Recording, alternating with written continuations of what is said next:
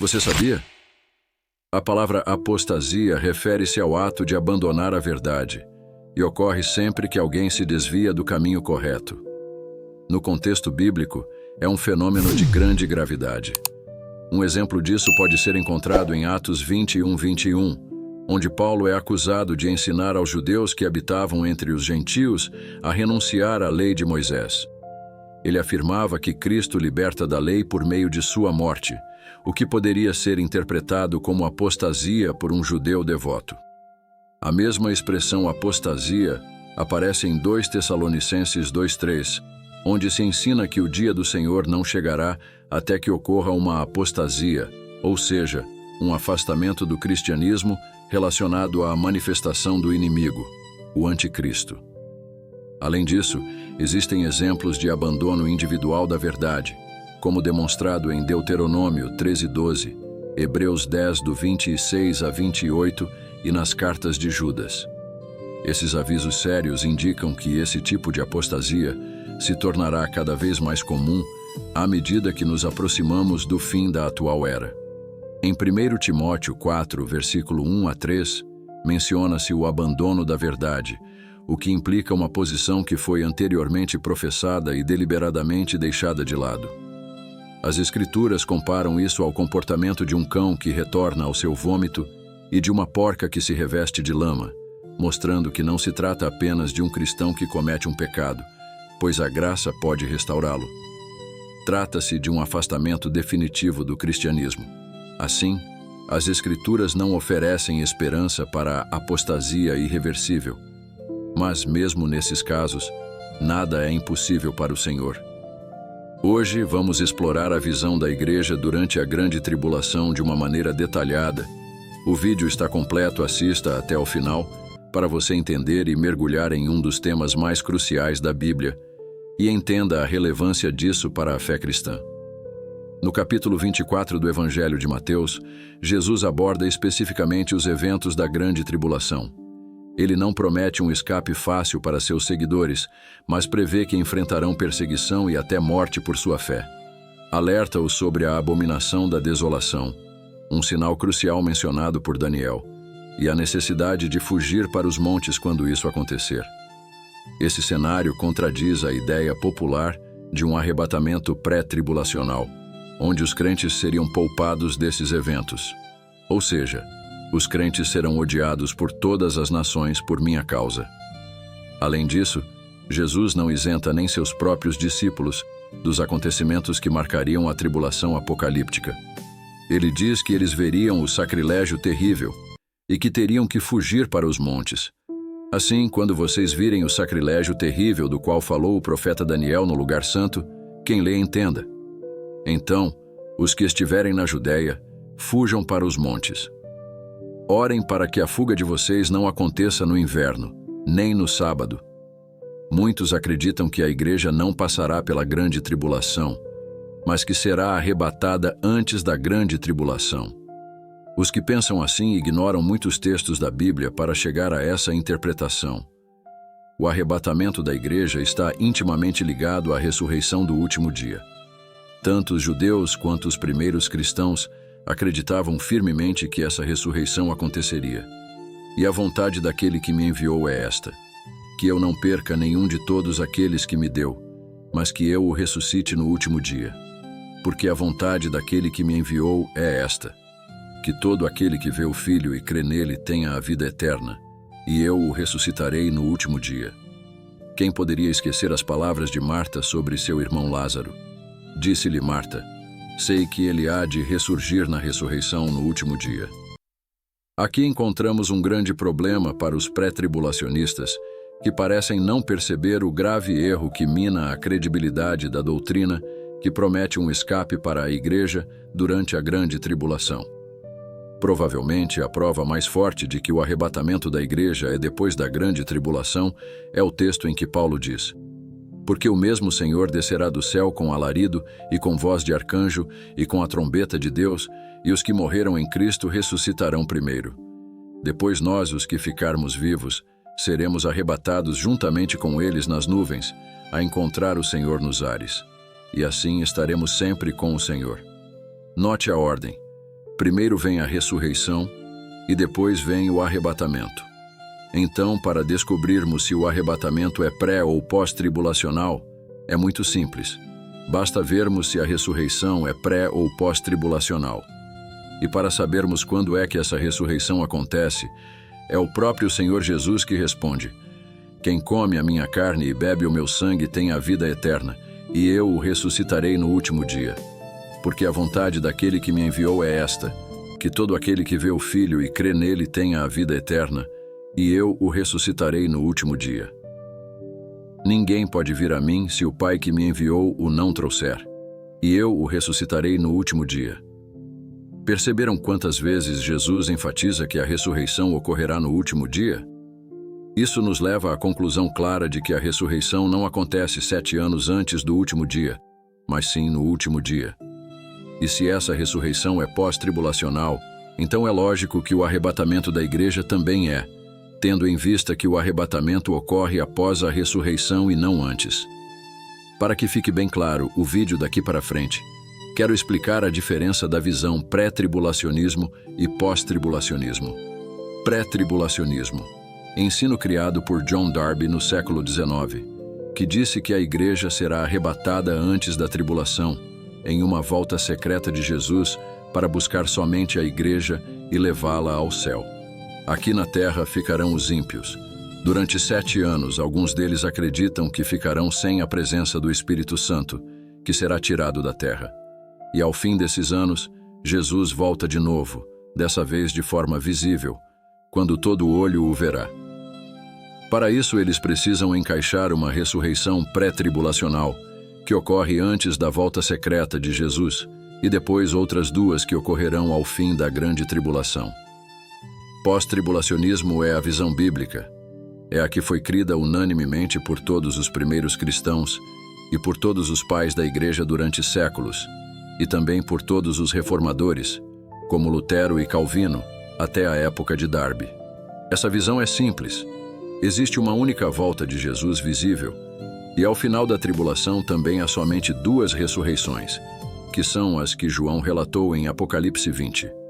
John Darby, o homem que espalhou a doutrina do arrebatamento secreto, tentou contornar essa evidência contrária ao dispensacionalismo. Curiosamente, ele afirmou que esse último dia não se refere à volta de Jesus nem ao fim do mundo, mas ao último dia da dispensação da graça. Situando essa ressurreição antes da grande tribulação, para isso ele argumentou que o último dia não é literalmente o último dia, mas sim o último dia em que alguém poderá ser salvo, quando a graça ainda estará disponível. Essa tentativa de Darby de ajustar as contradições óbvias de sua teoria apresenta diversos problemas graves. Primeiro, não há lógica em permitir que o mundo sofra 7 anos de grande tribulação sem a possibilidade de salvação, sem acesso à graça. Para superar esse ponto, muitos argumentam que o Espírito Santo será removido da terra, uma ideia absurda, pois o Espírito Santo é Deus onipresente e não pode ser removido em momento algum. Além disso, se o último dia da dispensação da graça ocorrer 7 anos antes do fim da grande tribulação, como poderiam os israelitas se converter e serem salvos, como eles mesmos acreditam? E como entender as passagens bíblicas que mostram claramente os santos e servos de Deus no meio da grande tribulação, como os textos de Apocalipse? Foi-lhe dado poder para guerrear contra os santos e vencê-los. Foi-lhe dada a autoridade sobre toda tribo, povo, língua e nação.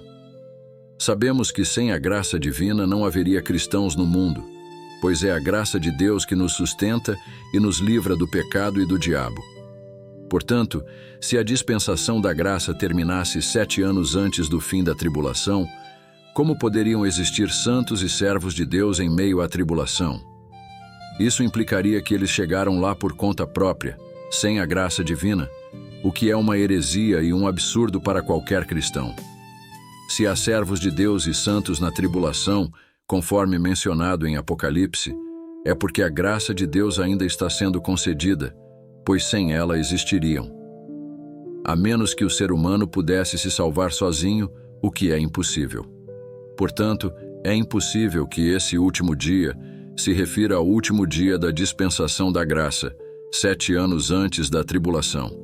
A graça continuará sendo oferecida a todos que a aceitarem e continuará existindo enquanto houver pelo menos um homem de Deus na terra, como vemos no Apocalipse que haverá homens de Deus na tribulação.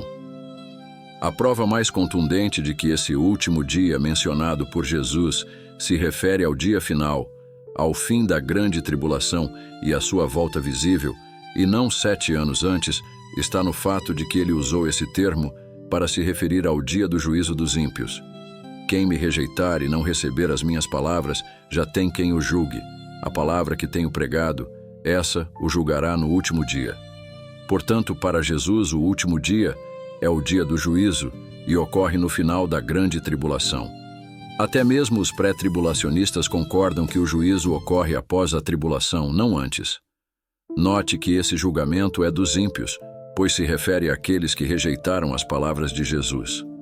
Assim, para Jesus, o último dia, que é o dia da ressurreição, também se refere ao dia do juízo dos ímpios, e esse juízo ocorre após a tribulação. Então, a ressurreição também é pós-tribulacional. Paulo diz que o arrebatamento acontece após a ressurreição, o que nos leva a concluir que o arrebatamento é pós-tribulacional. Outro fato que confirma isso é João mencionar explicitamente que a ressurreição só ocorrerá após todas as tribulações apocalípticas. E vi tronos, e aqueles que se assentaram sobre eles receberam autoridade para julgar. Vi também as almas dos que foram decapitados por causa do testemunho de Jesus e da palavra de Deus, os quais não adoraram a besta, nem a sua imagem, e não receberam o sinal na testa nem na mão, e viveram, e reinaram com Cristo durante 1000 anos.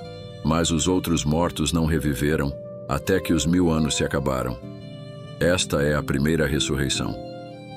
Essa ressurreição descrita por João não é pré-tribulacional, pois ocorre após a grande tribulação.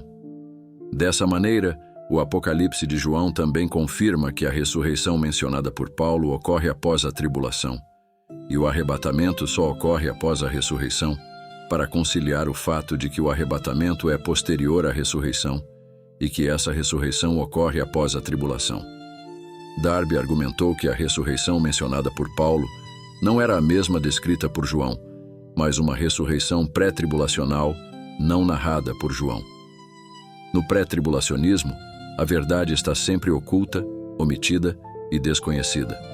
Os seguidores de Darby acreditam em uma ressurreição pré-tribulacional que incluiria todos os santos do Antigo e Novo Testamento até o início da tribulação. No entanto, se essa ressurreição fosse tão crucial, João certamente a teria mencionado em suas visões no Apocalipse. A ressurreição é um pilar central da fé cristã, sempre presente nos fundamentos do cristianismo, e seria inconcebível que João a omitisse se realmente existisse antes da tribulação. Darby teve a façanha de introduzir uma ressurreição misteriosa que nem o apóstolo João mencionou em sua revelação. Isso demonstra o quão criativa é essa revelação, o que João não escreveu. Darby lembrou os defensores do dispensacionalismo, introduzindo uma ressurreição pré-tribulacional, não porque ela está na Bíblia, mas porque precisam dela para sustentar suas teorias. Eles também falam de uma vinda secreta de Jesus antes da tribulação, tão secreta que nem João a registrou, e uma ressurreição que também precede a tribulação. Os pré-tribulacionistas se baseiam em um texto de Paulo aos Coríntios para argumentar que a ressurreição ocorre em 3 fases: a primícia, a colheita e os rabiscos da colheita. No entanto, o texto bíblico só menciona a primícia, Cristo, e a colheita, a ressurreição geral dos mortos, porque assim como todos morrem em Adão, assim também todos serão vivificados em Cristo, mas cada um por sua ordem. Cristo as primícias, depois os que são de Cristo na sua vinda. Assim, João não é o único a omitir informações importantes para a teologia pré-tribulacionista. Paulo também não faz qualquer menção às suas teorias ao falar sobre a ressurreição. A alegar a existência de rabiscos da ressurreição, porque no tempo antigo em Israel havia rabiscos sobre a colheita. Isso é uma distorção das Escrituras e das regras básicas de interpretação bíblica. Veja que em nenhum texto de Paulo a afirmação de que os que são de Cristo ressuscitam na sua vinda secreta pré-tribulacional e que rabiscos ressuscitam 7 anos depois, no fim da tribulação. Na verdade, Paulo diz que quando Cristo retornar, então virá o fim. Isso mostra claramente que Paulo concebia uma vinda visível de Cristo após a grande tribulação, imediatamente antes do fim. Após isso, nosso Deus, em sua grandiosidade e perfeição em sabedoria, não apenas não revelou nenhuma ressurreição pré-tribulacionista a Paulo ou a João, mas também deixou registrado em sua palavra que a ressurreição mencionada no verso 4 do capítulo 20 de Apocalipse é a primeira ressurreição. Vi tronos e aqueles que se assentaram sobre eles, aos quais foi dada autoridade para julgar.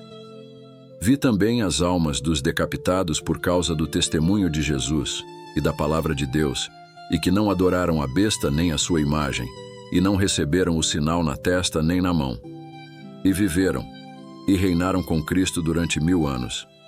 Esta é a primeira ressurreição.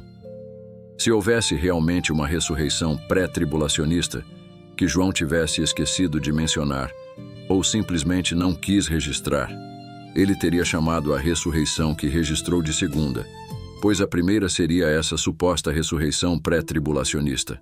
Mas ele faz questão de afirmar que essa é a primeira ressurreição, indicando claramente que não havia outra antes dela.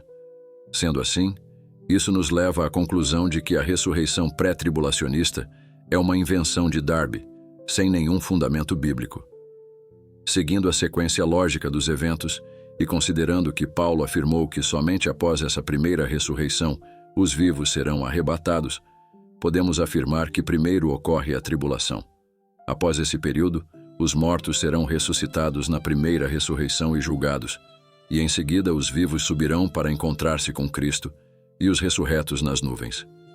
Qualquer ensinamento contrário a isso é contrário às Escrituras e resultado de especulações humanas, revelando até onde alguém pode ir para apoiar uma falsa doutrina.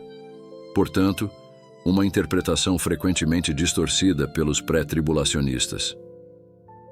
Na série Deixados para Trás, que se tornou um conhecido filme cristão retratando o Apocalipse sob a perspectiva dispensacionalista, segundo essa visão, os que serão levados são os crentes que serão arrebatados ao céu, escapando da tribulação, enquanto os que serão deixados são os ímpios que sofrerão 7 anos de grande tribulação na terra. Essa interpretação tem sido cada vez mais adotada por muitos pastores, que ensinam que levados se refere aos salvos e deixados aos ímpios. No entanto, ao examinarmos este texto com a perspectiva atual moldada pela trilogia e pela recente ascensão do pré-tribulacionismo, parece que alguns são levados ao céu e outros deixados para sofrer na terra. No entanto, uma análise mais detalhada do contexto das palavras de Jesus revela o oposto. Surpreendentemente, os que são deixados são os salvos, enquanto os que são levados são os ímpios. Vejamos o contexto. E como foi nos dias de Noé, assim será também a vinda do Filho do Homem. Porquanto, assim como nos dias anteriores ao dilúvio comiam, bebiam, casavam e davam-se em casamento, até ao dia em que Noé entrou na arca, e não o perceberam, até que veio o dilúvio e os levou a todos, assim será também a vinda do Filho do Homem. Então, estando 2 no campo, será levado um e deixado o outro. Estando 2 moendo no moinho, será levada uma e deixada a outra. Observe que o texto afirma exatamente o oposto do que os pré-tribulacionistas ensinam. No texto, os que são levados não são os salvos, mas os ímpios. Aqui está o texto corrigido. Jesus menciona que o dilúvio levou a todos, referindo-se àqueles condenados pelo pecado, e diz que, da mesma forma, um será levado e outro deixado. Portanto, levados aplica-se aos ímpios que serão condenados e morrerão, assim como Noé e sua família foram deixados na terra, enquanto os ímpios foram levados pelo dilúvio. Os salvos serão deixados para viver o milênio com Cristo nesta terra. Note que Jesus diz no verso 37, assim também será, ou seja, da mesma forma que ele explicou na analogia. Portanto, dizer que levados não refere-se aos ímpios na analogia, mas aos crentes no fim dos tempos, desfaz a aplicação da analogia. Se fosse diferente, Cristo teria dito diferente de como foi nos dias de Noé. E assim, da mesma forma, no verso 37, não há dúvidas de que levados e deixados devem se referir a mesmas coisas, ou a analogia perderia o sentido, transformando-se em uma antítese e quebrando a lógica do verso 37. Em Lucas, o contexto mostra novamente que os ímpios não ficarão vivos, sofrendo mais anos na terra. Ao contrário, serão mortos, assim como aconteceu nos dias de Noé. Será também como nos dias do Filho do Homem, onde comiam, bebiam, casavam-se e davam-se em casamento, até o dia em que Noé entrou na arca e veio o dilúvio e consumiu a todos. Da mesma forma aconteceu nos dias de Ló, onde comiam, bebiam, compravam, vendiam, plantavam e edificavam. Mas no dia em que Ló saiu de Sodoma, choveu fogo e enxofre do céu e os consumiu a todos. Assim será no dia em que o Filho do Homem se manifestar. Ao invés de afirmar que na sua volta os ímpios serão deixados vivos na terra para sofrer mais 7 anos de tribulação, enquanto os justos são arrebatados, Jesus diz exatamente o contrário, que os ímpios serão consumidos, ou seja, mortos, deixando de existir, assim como no dilúvio que tirou a vida de todos os ímpios, e em Sodoma e Gomorra, onde o fogo devorador consumiu todos os ímpios. Jesus diz que assim também será na volta do Filho do Homem. Portanto, não há nada que indique que os crentes escaparão da tribulação de 7 anos antes do fim, deixando os ímpios vivos. Na verdade, a linguagem bíblica aponta para o aniquilamento dos ímpios. Isso é reforçado nos seguintes versículos onde Cristo diz: 2 mulheres estarão moendo juntas, uma será levada e a outra deixada. 2 homens estarão no campo, um será levado e o outro deixado. Onde, Senhor? Eles perguntaram. E o Senhor respondeu: onde houver um cadáver, ali se ajuntarão os abutres. Mais uma vez fica claro que levados e deixados não se referem a pessoas sendo arrebatadas ao céu e outras permanecendo vivas na terra, mas sim a cadáveres, onde se ajuntam os abutres. Interessante também é observar a parábola do joio e do trigo e sua interpretação. Jesus explica que primeiro o joio é recolhido e queimado, e só depois o trigo é guardado no celeiro. Deixem crescer juntos até a colheita. Na época da colheita, direi aos ceifeiros: juntem primeiro o joio e amarrem em feixes para ser queimado. Depois juntem o trigo e armazenem no meu celeiro, Jerusalém Celestial. No entanto, John Darby apresentou uma interpretação diferente, sugerindo que os justos seriam recolhidos primeiro, arrebatados ao céu, anos antes do fim da tribulação, enquanto os ímpios seriam deixados para trás na terra, sendo recolhidos apenas 7 anos depois. Ou seja, segundo a visão de Jesus, os ímpios serão recolhidos antes dos justos, enquanto o pré-tribulacionismo de Darby sugere o contrário. Isso desfaz a interpretação dispensacionalista popularizada por Darby e pela trilogia cinematográfica Deixados para Trás. E como acredito que Jesus é muito mais confiável que John Darby ou roteiristas de cinema, prefiro confiar nas palavras de Cristo. Ainda considero o filme Deixados para Trás uma obra de ficção científica muito bem elaborada, com um bom roteiro e bons atores, mas repito, é uma obra de ficção científica, não uma história bíblica, assim como são os filmes sobre Noé, José, Davi, Moisés, etc. Quem assistir ao filme já conhecendo a verdade da palavra de Deus, poderá apreciá-lo como uma boa ficção científica. Porém, quem assisti-lo acreditando estar vendo uma descrição fiel dos relatos apocalípticos, enfrentará uma grande heresia.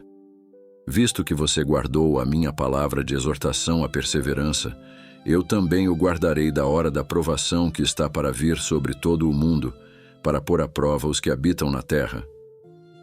Os pré-tribulacionistas baseiam-se nesse versículo onde Cristo diz à igreja de Filadélfia que ela será guardada da hora da provação, utilizando-o como a evidência necessária para dar credibilidade às novas teorias de Darby. Eles argumentam que se a igreja será protegida da tribulação, então ela será arrebatada antes dela. Um texto semelhante é encontrado em Daniel. E naquele tempo se levantará Miguel, o grande príncipe, que protege os filhos do teu povo. Haverá um tempo de angústia, como nunca houve desde que há nação até aquele tempo. Mas naquele tempo, o teu povo será salvo, todos os que estão inscritos no livro. Os pré-tribulacionistas também citam um texto de Paulo aos Tessalonicenses. E esperar do céu seu Filho, aquitar dos mortos Jesus, que nos livra da ira que há de vir. Contudo, este último texto que fala da ira de Deus não se refere à tribulação apocalíptica, mas ao dia do juízo final. Paulo esclarece isso aos romanos. Mas por causa da sua teimosia e do seu coração obstinado, você está acumulando ira contra si mesmo para o dia da ira de Deus, quando se revelará o seu justo julgamento. Deus retribuirá a cada um conforme o seu procedimento. Portanto, a ira que há de vir se refere ao dia do juízo final, quando Deus revelará seu justo julgamento e retribuirá a cada um conforme seu comportamento. Não é uma referência aos 7 anos da tribulação do Apocalipse, mas ao juízo final. Paulo está dizendo que Deus nos livrará do dia da ira, do julgamento que condenará os ímpios. Pois seremos salvos por meio de Jesus, isso não tem relação com a grande tribulação. Durante a tribulação apocalíptica, os servos de Deus serão perseguidos, assim como foram ao longo da história do cristianismo. A história do cristianismo começou com o sangue dos mártires e terminará da mesma forma. Quanto ao texto de Daniel que menciona o livramento do povo de Deus encontrado no livro da vida, ele não fala sobre um arrebatamento pré-tribulacional. Caso contrário, deveríamos acreditar que o salmista foi arrebatado ao céu para ser livre das tribulações quando disse: "Os justos clamam, o Senhor os ouve e os livra de todas as suas tribulações." Esse salmo foi escrito pelo rei Davi, que afirmou que Deus livra os justos de todas as suas tribulações. No entanto, Davi não foi arrebatado ao paraíso para escapar das tribulações. Ele foi severamente perseguido pelo rei Saul durante anos. Davi passou por todas as tribulações, mas foi libertado no final, prevalecendo sobre Saul. Portanto, a linguagem sobre ser livre das tribulações, como mencionada tanto por Davi no Salmo quanto por Daniel, não significa evitar as tribulações, mas sim ser libertado ao final delas. Davi e outros justos enfrentaram as tribulações, não foram arrebatados antes, mas mesmo assim ele declarou que o Senhor livra os justos de todas as suas tribulações, pois mesmo passando por elas, no final obteremos a vida eterna.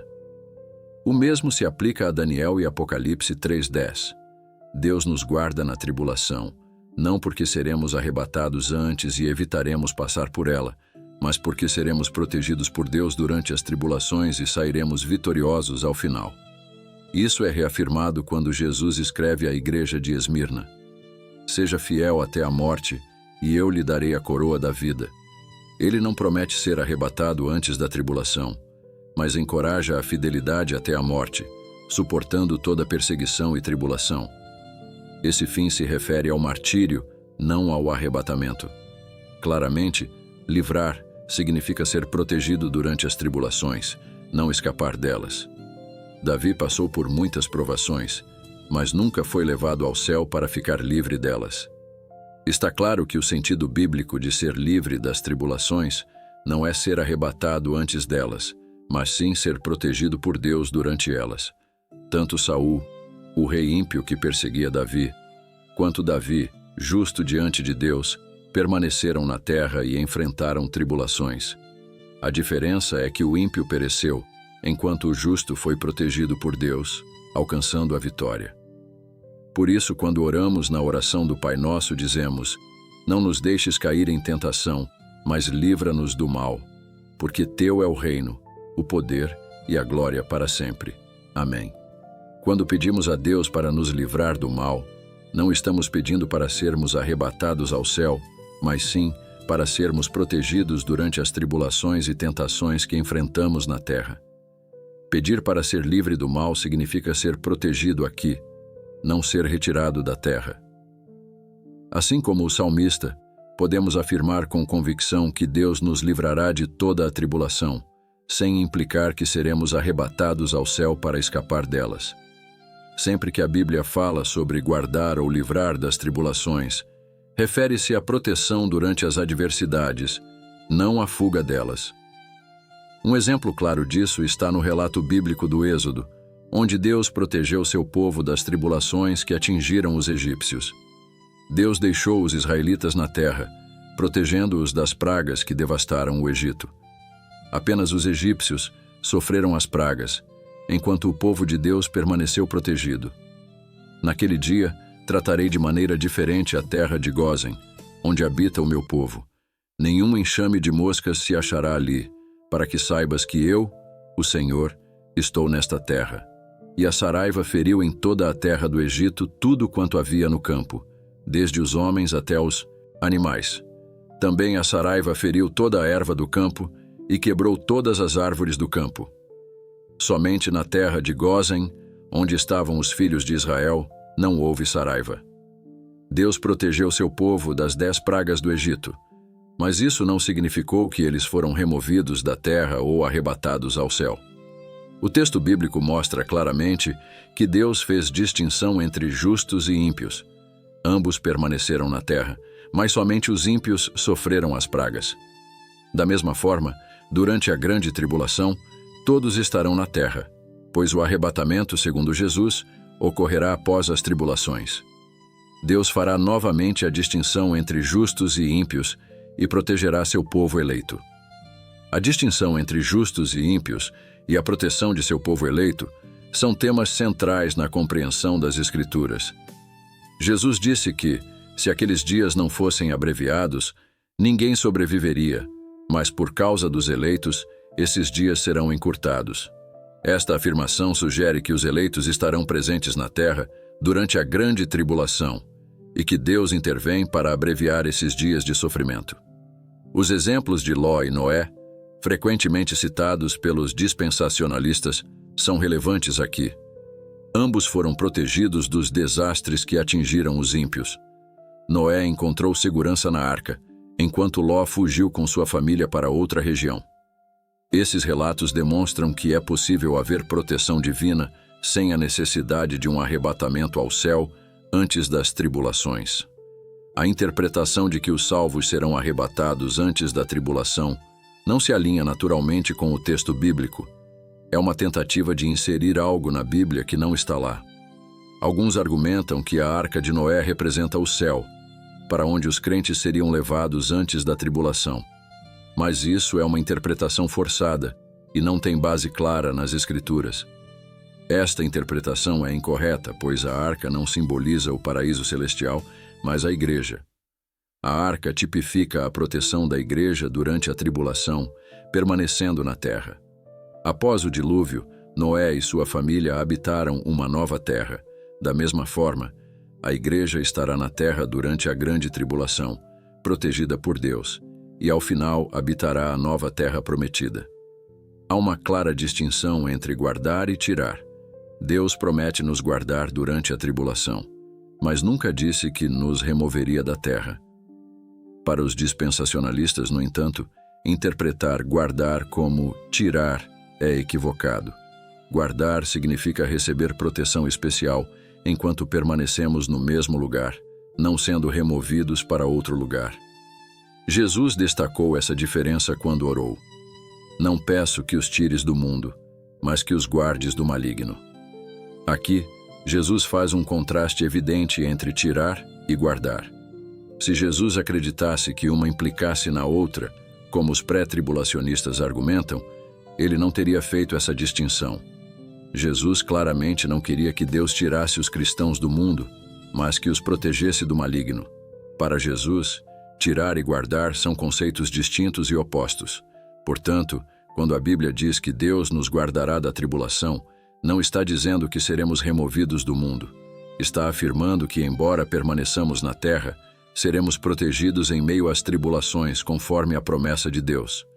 Em resumo, o que acontecerá com a igreja na grande tribulação será exatamente o cumprimento da oração de Jesus. Não peço que os tires do mundo, mas que os guardes do maligno. Não seremos removidos da terra, mas seremos protegidos do maligno e das tribulações, assim como Davi disse que Deus livra os justos de todas as suas tribulações. Esta proteção e não um arrebatamento secreto, é o método de Deus desde sempre. Antes daquele dia virá a apostasia, e então será revelado o homem do pecado, o filho da perdição. Nas duas cartas de Paulo aos Tessalonicenses, ele explora bastante os aspectos escatológicos, abordando os eventos dos últimos dias. Na primeira carta, Paulo afirma que o arrebatamento da igreja ocorrerá apenas após o toque da trombeta, que por sua vez acontecerá depois da grande tribulação, no último dia. Já na segunda epístola, Paulo é ainda mais claro ao dizer que nossa reunião com Jesus só acontecerá após a ascensão do Anticristo e sua coroação no santuário de Deus. Irmãos, quanto à vinda de nosso Senhor Jesus Cristo e à nossa reunião com Ele, rogamos a vocês que não se deixem abalar nem alarmar tão facilmente, quer por profecia, quer por palavra, quer por carta supostamente vinda de nós. Como se o dia do Senhor já tivesse chegado, seria totalmente ilógico e incoerente relacionar um único evento. O dia do Senhor há dois acontecimentos distintos, em tempos diferentes. Mais ilógico ainda, seria colocar primeiro um evento que ocorre 7 anos depois do segundo mencionado. Essa interpretação pré-tribulacionista distorce não apenas a ordem sintática do texto, mas também a cronológica. Normalmente, quando se cita dois eventos futuros, menciona-se primeiro o mais próximo e depois o mais distante. Já para os dispensacionalistas, é diferente. Neste texto vemos que quem tem a chave do abismo é um anjo, que detém Satanás por 1000 anos. Se um anjo tem a chave do abismo e será ele quem deterá o diabo no futuro, por que não poderia ser um anjo que está detendo o anticristo hoje? A Bíblia até relata o momento em que o anjo que está detendo o anticristo o soltará do abismo. O quinto anjo tocou a sua trombeta e viu uma estrela que havia caído do céu sobre a terra. A esta foi dada a chave do poço do abismo. Quando ela abriu o abismo, subiu dele fumaça como a de uma grande fornalha, e o sol e o céu escureceram com a fumaça que saía do abismo. Da fumaça saíram gafanhotos que vieram sobre a terra, e foi-lhes dado poder como o dos escorpiões da terra. Apocalipse 9, 1-3.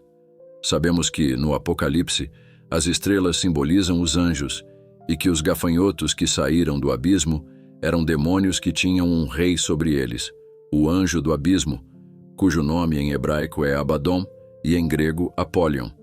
Portanto, vemos que um anjo tem a chave do abismo, detém os demônios e Apollyon, o anticristo, naquele lugar, e que ele o soltará por um tempo durante a tribulação, voltando a prendê-los no milênio e soltando por um pouco de tempo no futuro.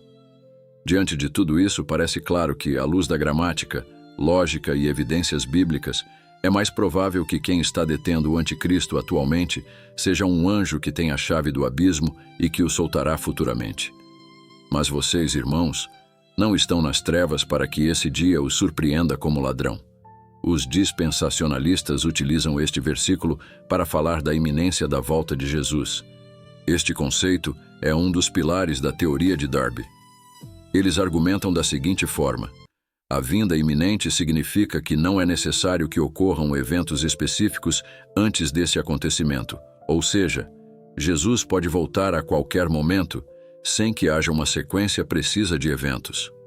Ao lermos o Novo Testamento, veremos que o ensino é sobre a volta de Jesus para arrebatar sua igreja sem que ocorra algum evento necessário antes disso.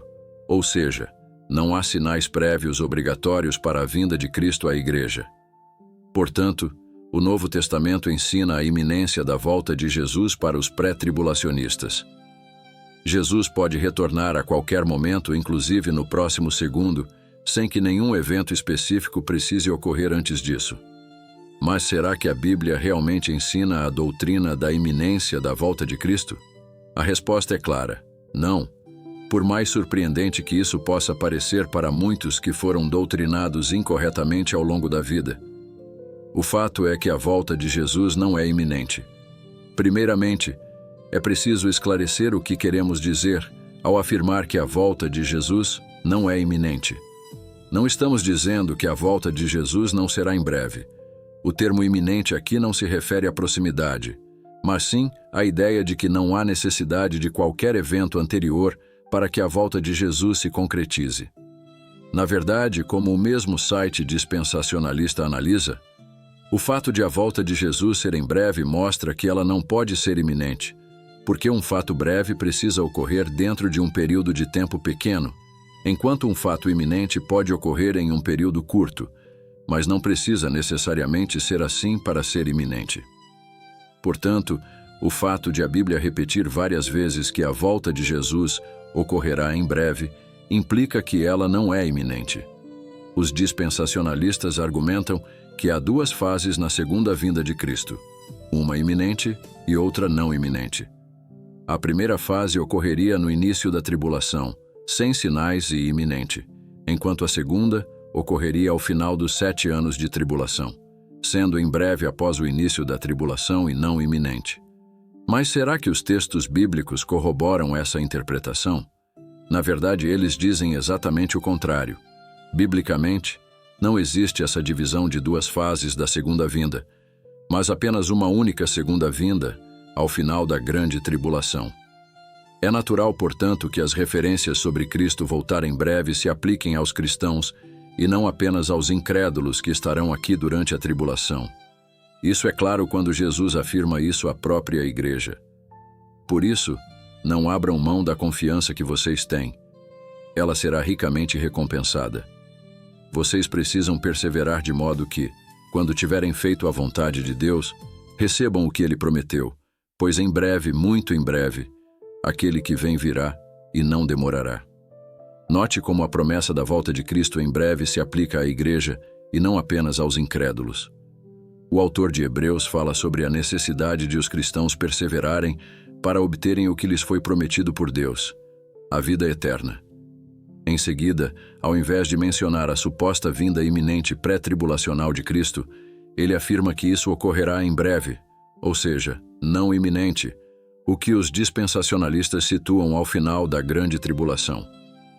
Isso não faz sentido para eles, já que, segundo sua teoria, esses cristãos deveriam ser recompensados no início da tribulação, uma vez que seriam supostamente arrebatados antes dela começar. Os pré-tribulacionistas frequentemente citam passagens bíblicas que mencionam Jesus voltando como um ladrão para argumentar que a segunda vinda de Cristo será iminente. Eles afirmam: se Jesus virar como um ladrão, então sua volta será iminente, pois o ladrão não deixa sinais de sua chegada. Ele simplesmente aparece quando menos se espera. Este raciocínio faz sentido. Um ladrão realmente age de maneira imprevisível. No entanto, o que os pré-tribulacionistas não percebem é que essa analogia da iminência se aplica apenas aos incrédulos, não à igreja. Paulo esclarece isso em sua epístola aos Tessalonicenses.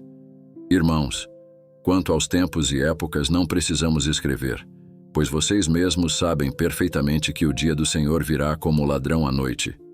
Quando disserem paz e segurança, então, de repente, a destruição virá sobre eles, como dores à mulher grávida, e de modo nenhum escaparão. Mas vocês, irmãos, não estão nas trevas para que esse dia os surpreenda como ladrão. Em outras palavras, Jesus virá de maneira inesperada para os incrédulos, mas não para os cristãos. Isso indica que a segunda vinda de Cristo não será iminente para a igreja, apenas para os descrentes, porque os descrentes não conhecem as profecias, são espiritualmente morosos e cegos, sem discernimento para perceber os tempos de Jesus ou os sinais da grande tribulação. Assim, a segunda vinda ao final da tribulação será uma surpresa para os incrédulos, conforme Paulo explicou. Contudo, para a igreja, a situação é diferente. Os cristãos estarão atentos às profecias, identificarão os sinais e compreenderão que estão na grande tribulação. Jesus ensinou isso aos seus discípulos em Mateus 24. Aprendam a lição da figueira. Quando seus ramos se renovam e suas folhas começam a brotar, vocês sabem que o verão está próximo. Assim também, quando virem todas estas coisas, saibam que ele está próximo, às portas. Jesus estava falando aos crentes, seus discípulos, não aos incrédulos. Os descrentes não identificarão nenhum sinal e serão pegos de surpresa, como o dono da casa que não espera o ladrão à noite. Verão os sinais da grande tribulação e saberão que a volta de Cristo está próxima, sendo iminente apenas para os incrédulos, não para a igreja que estará atenta aos sinais da grande tribulação e saberá quando ele estiver prestes a retornar. A prova mais convincente de tudo isso está no próprio relato da grande tribulação, onde Jesus afirma: Eis que venho como ladrão. Feliz aquele que permanece vigilante e conserva consigo as suas vestes, para que não ande nu e não seja vista a sua vergonha. Chegamos ao capítulo 16 de Apocalipse, já no meio da grande tribulação. Após uma série de eventos apocalípticos com sinais visíveis em toda parte, mesmo assim Jesus diz que virá como um ladrão. Isso seria impossível para os pré-tribulacionistas, pois para eles a volta de Jesus como um ladrão só seria possível antes da tribulação. Então, como explicar Jesus dizendo que virá como um ladrão mesmo durante a tribulação? A resposta é que a volta de Jesus será uma surpresa para os ímpios, mesmo em meio a todos os sinais que apenas os crentes reconhecerão. Outro ponto importante é que Jesus nos diz que poderemos saber quando ele está próximo, mas não o dia ou a hora exatos de sua vinda. É por isso que aqueles que tentam prever a data e a hora da volta de Jesus sempre falham, pois embora possamos reconhecer que ele está às portas, não saberemos o momento exato. Como Jesus disse, quanto ao dia e a hora ninguém sabe, nem os anjos dos céus, nem o Filho, senão somente o Pai. Jesus não disse que não saberíamos os tempos de sua volta, ou que ela não teria sinais. Na verdade, ele mencionou que haveria sinais antes de sua vinda e que os crentes deveriam identificá-los. Mas o dia e a hora exatos, só Deus sabe. Os sinais e profecias bíblicas indicam que Jesus só virá após todos os sinais de Mateus 24 se cumprirem. A prega. Os sinais e profecias bíblicas indicam que Jesus só virá após todos os sinais de Mateus 24 se cumprirem. A pregação do Evangelho em todo o mundo, a fome generalizada, a multiplicação dos falsos profetas, a profanação do Templo de Jerusalém pelo Anticristo, a perseguição aos cristãos e a maior tribulação já vista. O apóstolo Paulo acrescenta outros sinais. Irmãos, quanto à vinda de nosso Senhor Jesus Cristo e nossa reunião com Ele, pedimos que não se deixem abalar facilmente, nem se alarmem, quer por profecia, palavra ou carta supostamente vinda de nós, como se o dia do Senhor já tivesse chegado. Não deixem que ninguém os engane de modo algum, pois antes daquele dia virá a apostasia e será revelado o homem do pecado, o filho da perdição, que se opõe e se exalta acima de tudo o que se chama Deus ou é objeto de adoração, a ponto de se assentar no templo de Deus, proclamando que ele mesmo é Deus. Portanto, podemos ter certeza de que Jesus só voltará e seremos reunidos a ele depois da apostasia, da revelação do Anticristo e quando ele se tornar objeto de culto e se declarar Deus no templo de Deus. Em outras palavras, embora não saibamos o dia e a hora exatos, saberemos o período em que Jesus voltará, graças aos sinais que ele nos deixou. Num momento, num abrir e fechar de olhos, ante a última trombeta, porque a trombeta soará e os mortos ressuscitarão incorruptíveis e nós seremos transformados. Paulo diz que o arrebatamento ocorrerá ante a última trombeta. Se devemos assumir um cenário pré-tribulacional, esta última trombeta não pode ser a última, porque Jesus disse que ele soaria a trombeta para ajuntar seus eleitos imediatamente após a tribulação, com o fim de fazer com que esta trombeta seja realmente a última. Ela deve ser vista como idêntica à trombeta da qual Jesus falou, colocando-se o arrebatamento dos crentes após a tribulação. O problema para os pré-tribulacionistas é que a última trombeta não é pré-tribulacional, mas ocorre durante a segunda vinda visível de Cristo. Isso cria um obstáculo para os pré-tribulacionistas, que não podem identificar a última trombeta que Paulo fala para os coríntios como a mesma última trombeta do Apocalipse, pois isso refutaria a teoria dispensacionalista de Darby. Portanto, eles tentam negar essa conexão. Como argumenta o dispensacionalista Silvio Costa, quero dizer que a última trombeta citada por Paulo na primeira carta aos Coríntios 15 nada tem a ver com a última trombeta de Apocalipse 11, por razões claras. As menções retratam cenários escatológicos distintos. A primeira é a convocação dos salvos vivos e mortos para o arrebatamento, e a segunda é para o anúncio do reino eterno de Cristo. Mas será mesmo que esses cenários são distintos como ele afirma? O argumento é que um refere-se ao arrebatamento e o outro ao anúncio do reino de Cristo, ignorando o fato de que o anúncio do reino de Cristo ocorre no arrebatamento, ou seja, trata-se de um mesmo evento. Paulo fala da ressurreição dos mortos e do arrebatamento dos vivos, e diz que quando isso acontecer, a palavra será cumprida. A morte será tragada pela vitória. A morte perderá o seu aguilhão. O inferno e o pecado serão derrotados. Tudo isso representa o anúncio do reino de Cristo, consumando a vitória sobre as forças das trevas.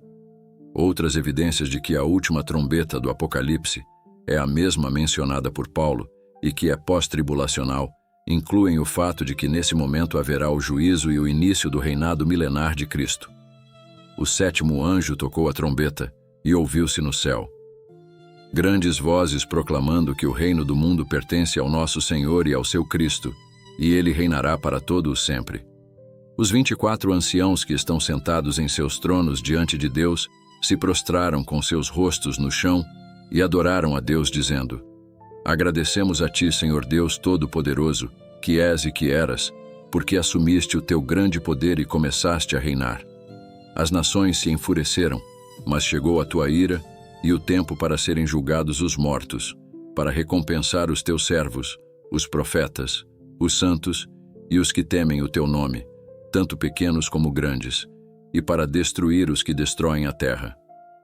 A última trombeta do Apocalipse não apenas marca o início do reinado milenar de Cristo, mas também o juízo final, o momento em que Deus julgará os mortos e recompensará seus servos.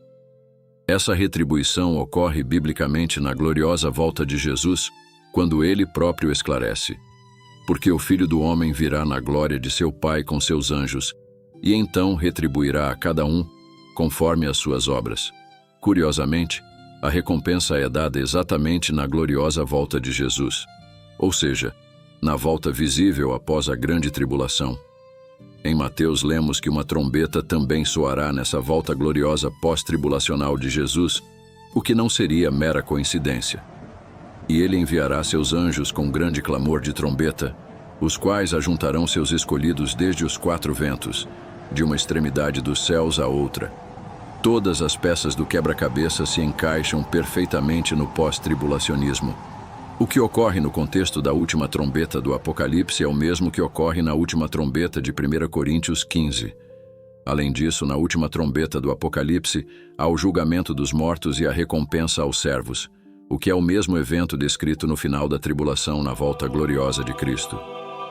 Juntamente com a trombeta que soa ao fim da grande tribulação, afirmar que a última trombeta ocorrerá antes da grande tribulação é ignorar todo o contexto bíblico, desconsiderando as trombetas pós-tribulacionistas e quebra a harmonia entre os textos bíblicos, sugerindo trombetas distintas sem qualquer conexão entre si.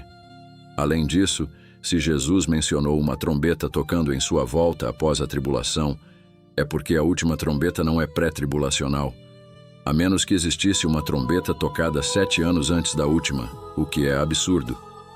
Paulo não disse que uma trombeta soará no arrebatamento. Ele disse que a última trombeta soará naquele momento, e se é a última, o arrebatamento não pode ser pré-tribulacional. Caso contrário, todas as trombetas do Apocalipse e de Mateus existiriam apenas na imaginação dos autores bíblicos, pois o toque de trombetas teria cessado antes da tribulação.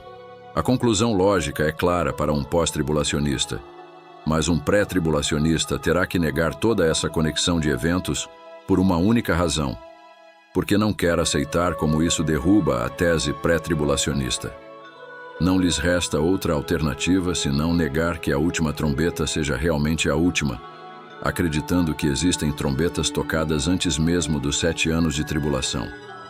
Isso implica que a igreja seria arrebatada ao som da última trombeta, sugerindo a existência de outras trombetas antes dela, ou seja, as trombetas descritas na tribulação e após a tribulação, como mostradas na Bíblia, devem ser ignoradas, enquanto trombetas supostamente tocadas antes da tribulação, que não são mencionadas em lugar algum na Bíblia, devem ser aceitas. Teoricamente, isso seria absurdo em qualquer doutrina teológica, mas no dispensacionalismo de Darby, essa é a regra, a rotina. Ao ler Mateus 24, observamos que Jesus não disse que os que precisariam fugir seriam os mundanos, aqueles sem compromisso com Deus e que, por isso, seriam deixados na terra para sofrer. Pelo contrário, ele fala sobre a fuga dos seus discípulos. Desde que todo o discurso era uma resposta à pergunta dos apóstolos, ele afirma que se aqueles dias não fossem abreviados, ninguém sobreviveria. Mas por causa dos eleitos, aqueles dias serão abreviados. Isso demonstra de forma incontestável que os eleitos estarão na grande tribulação. Se eles já estivessem seguros no céu, esse versículo não faria sentido. Mas se os discípulos de Cristo passarão pela grande tribulação, quando acontecerá a volta de Jesus e o arrebatamento? Jesus responde a isso nos mesmos versos. Ele diz que seu retorno ocorrerá imediatamente após a tribulação daqueles dias, e não antes, como acreditam os pré-tribulacionistas. E somente depois que todas as nações verem o Filho do Homem descendo nas nuvens do céu com grande poder e glória. Ele enviará seus anjos com um grande som de trombeta, e eles reunirão seus eleitos dos quatro ventos, de uma extremidade dos céus à outra. Portanto, o arrebatamento dos santos ocorrerá depois, e não antes da tribulação. Seus discípulos teriam que fugir para os montes, veriam o terrível sacrilégio do anticristo, muitos seriam perseguidos e condenados à morte. E só saberiam quando Jesus voltaria após verem todas essas coisas. Isso só pode significar que os cristãos estarão aqui na terra, observando de perto tudo o que acontecerá na grande tribulação. Como os dispensacionalistas respondem a provas tão fortes e inequívocas de um arrebatamento pós-tribulacional?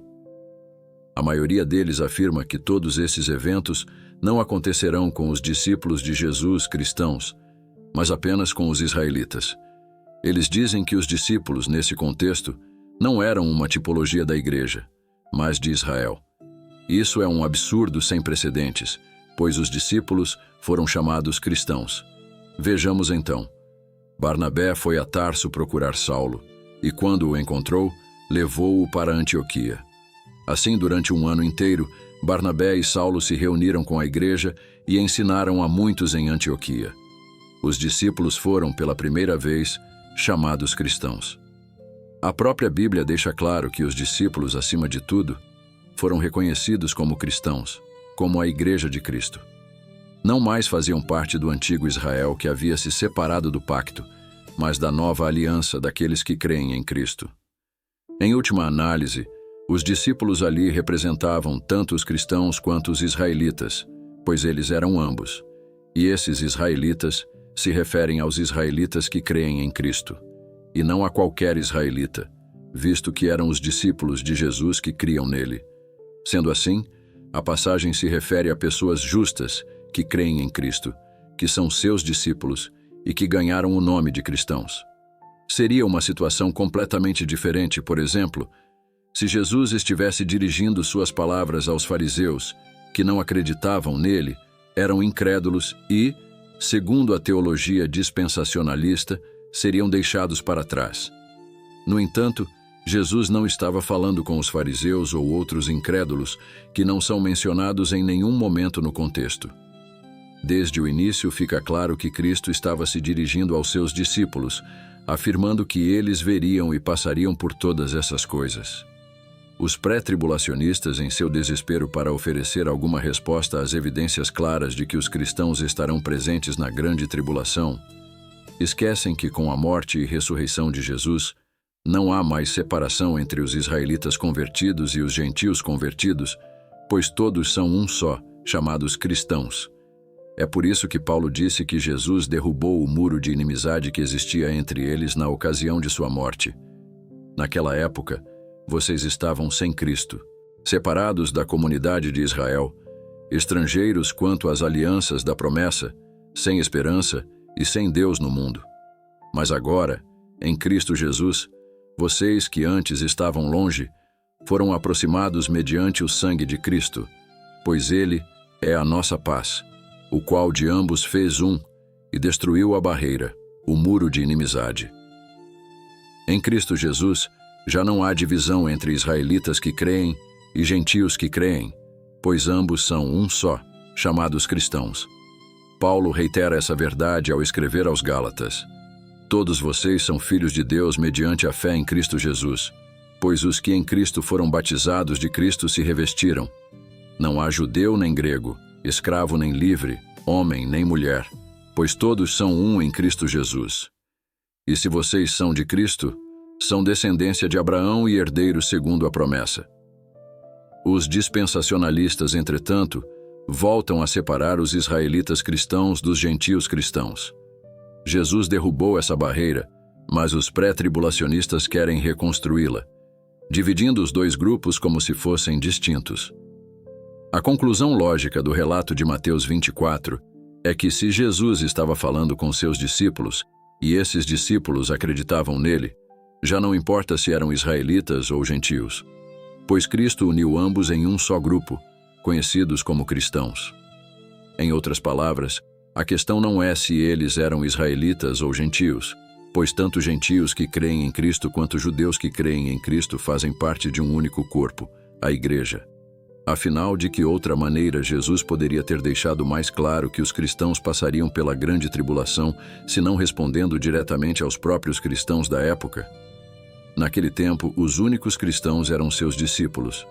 Portanto, se Cristo quisesse dizer que os cristãos passariam pela tribulação, ele teria que dizer isso aos seus discípulos, o que de fato fez.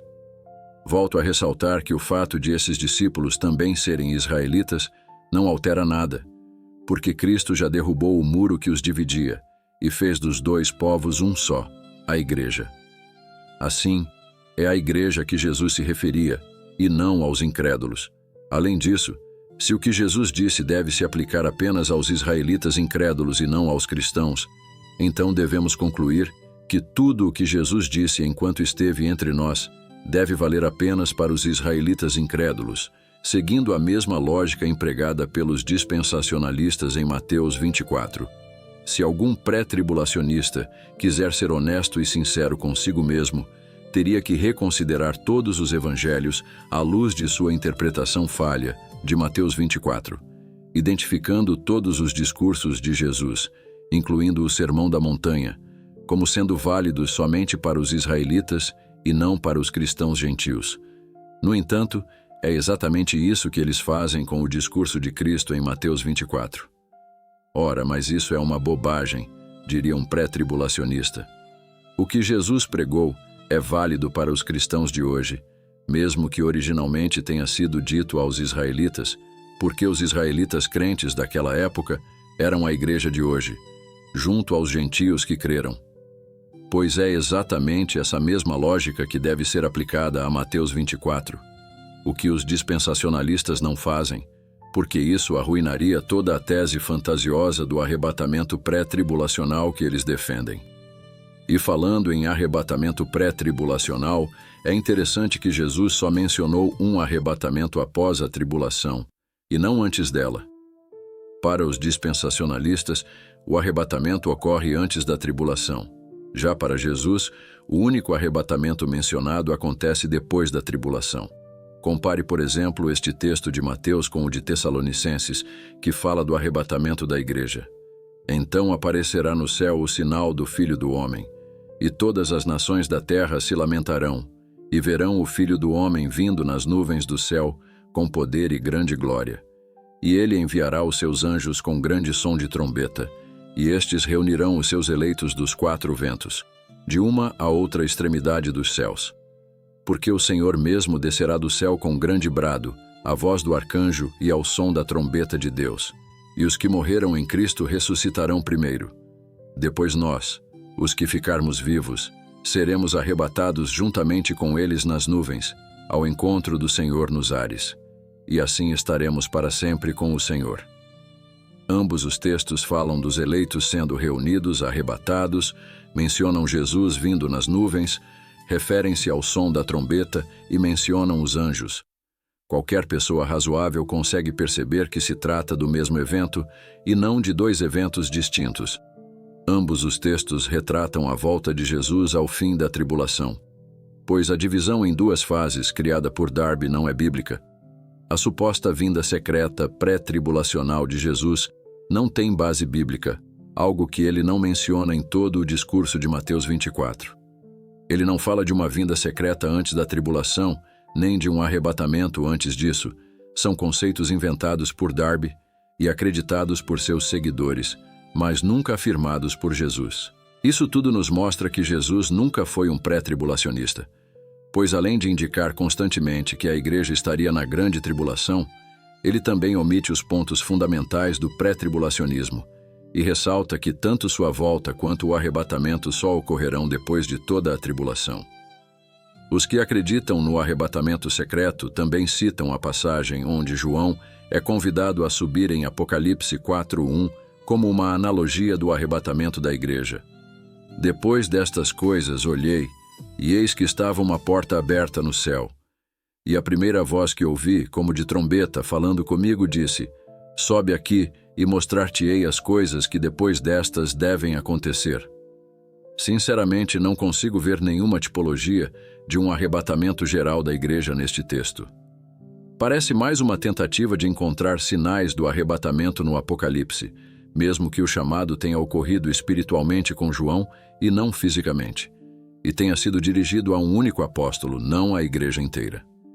Se toda vez que a Bíblia usasse o verbo subir fosse uma referência ao arrebatamento, a igreja já teria sido arrebatada inúmeras vezes. Mesmo que essa interpretação não fosse tendenciosa ou fruto de exegese, isso não afetaria a doutrina do arrebatamento pós-tribulação. Jesus poderia muito bem estar usando uma figura que se realizaria no futuro, ao final da grande tribulação. Portanto, Apocalipse 4 não precisa ser visto como uma tipologia do arrebatamento. E mesmo se fosse, não implicaria necessariamente em um arrebatamento pré-tribulacional. Além disso, é frequente os dispensacionalistas mencionarem figuras bíblicas como Noé, Ló e outros que foram protegidos em meio às adversidades, sugerindo que são tipos da igreja sendo arrebatada antes da tribulação. Por exemplo, o pré-tribulacionista Silvio Costa usa este argumento para sustentar sua crença no arrebatamento secreto, afirmando que a história sagrada ensina que em todos os momentos de juízos divinos sobre civilizações e populações inteiras, Deus sempre livrou seus fiéis. Ele livrou Noé e sua família do dilúvio, livrou Ló da destruição de Sodoma, livrou Israel das 10 pragas que assolaram o Egito e livrou Jerusalém da invasão assíria. Curiosamente, esses exemplos apoiam muito mais o pós-tribulacionismo do que o pré, pois em todos esses casos, Deus livrou seu povo sem retirá-lo da terra. Conforme Jesus disse: Não rogo que os tires do mundo, mas que os guardes do maligno. Por fim, um apelo aos pregadores dispensacionalistas. Se desejam provar o pré-tribulacionismo na Bíblia, mostrem o arrebatamento secreto em passagens que tratam abertamente dos eventos escatológicos dos últimos dias, como Mateus, Tessalonicenses, Apocalipse e textos semelhantes. Forçar interpretações de tipologias, quando não há certeza de que uma tipologia está presente em um verso do Antigo Testamento, apenas reforça a falta de argumentos sólidos no dispensacionalismo. Independentemente da perspectiva que adote, é essencial dedicar-se ao estudo da Palavra de Deus com sinceridade e humildade, buscando sempre a verdade em Cristo. Encorajo você a compartilhar suas opiniões nos comentários abaixo e a difundir este conteúdo com outros interessados na escatologia cristã. Para aqueles que ainda não estabeleceram um relacionamento pessoal com Jesus Cristo, faço um apelo especial. A Bíblia nos ensina que Jesus morreu pelos nossos pecados e ressuscitou para nos dar vida eterna. Se você deseja receber o perdão dos seus pecados e iniciar uma nova vida com Cristo, convido-o a orar comigo agora.